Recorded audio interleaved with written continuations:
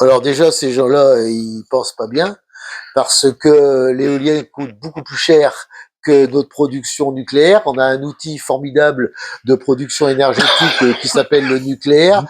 qui, si on l'avait continué à le développer, à l'entretenir, on paierait même pas l'électricité, ou très très peu, parce qu'on en vendait partout. Ça permettrait d'avoir le kilowatt beaucoup moins cher qu'il est. Ce qui plombe l'électricité, c'est justement l'éolien, qui coûte une fortune aux adhérents pour avoir un peu d'électricité chez eux. Alors ça a été la grande politique du département. Le département, l'énergie renouvelable. Alors là, ça s'est engouffré là-dedans par monsieur son président. Il s'appelle Alain Leboeuf. Oui, mais il y a des Retailleaux.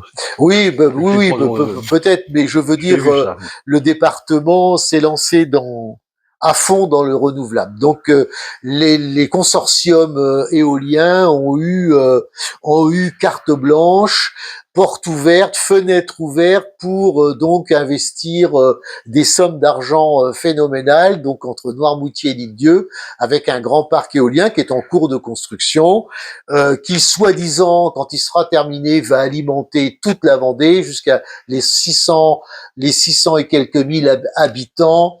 Non, je pense que c'est une blague, c'est une vaste farce.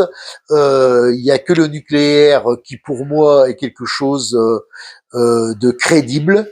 Au niveau financier, je pense que l'éolien, alors on dit qu'il y a du vent en Vendée, oui, ben bien sûr qu'il va y avoir un peu de vent, puis il y aura plein de jours sans vent, et le coût d'installation de tout ça, c'est exorbitant. Je pense aussi évidemment qu'on avait la chance d'avoir un tourisme qui venait parce que nos contrées étaient restées sauvages. C'était ça, la Vendée, vous venez en Vendée ou vous venez en Bretagne parce que vous voyez des côtes naturelles, etc. Bon, maintenant, avec les éoliennes devant là, dans la baie, évidemment, ça n'a rien de naturel, Ouais. ça a détruit nos paysages.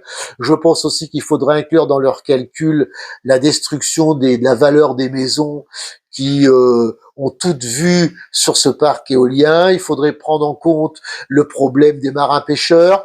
Je veux dire que c'est une véritable catastrophe aussi, qu'ils sont obligés de s'en aller beaucoup plus loin Ouais.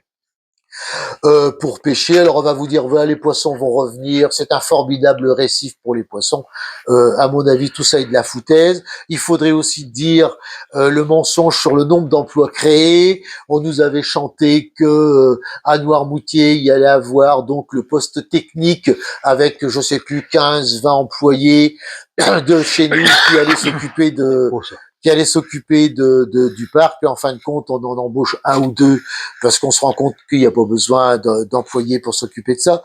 Non, non, c'est quelque chose qui est catastrophique pour notre région, qui a coûté une fortune. Alors évidemment, on a arrosé, ça a été arrosé au niveau des associations, ça a été arrosé, les consortiums ont arrosé pour le Vendée Globe, etc., etc.